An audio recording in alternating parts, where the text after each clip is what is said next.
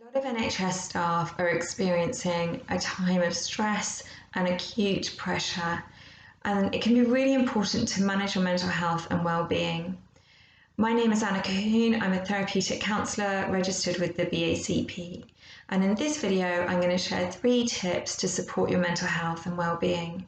My first tip is about rest.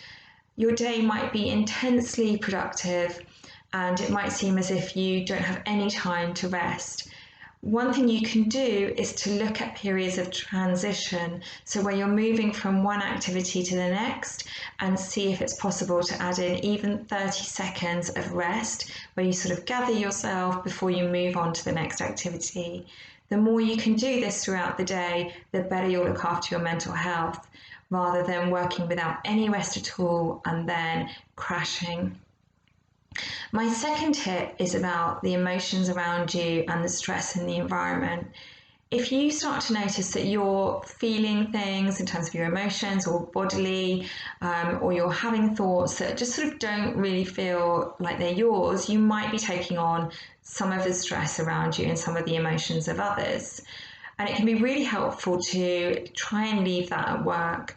One way to do that is to have an imaginary cupboard where you put everything that you're feeling and thinking into the cupboard, you shut the doors, lock it, put the imaginary key in your pocket, ready for you to open when it's the right time, which might not be right now. This really helps set boundaries and separates out what's happening at work from your home life, where you should be able to rest and recover.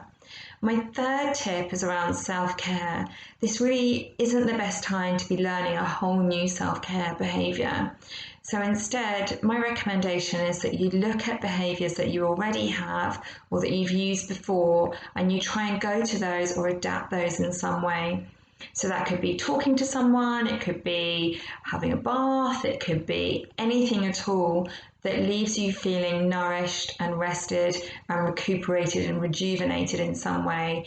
If your coping behaviours leave you feeling numb or with difficult feelings and emotions, then they probably aren't supporting your mental health right now. So what you're looking at is the state that the coping behaviours put you in, and you want to feel rejuvenated and rested.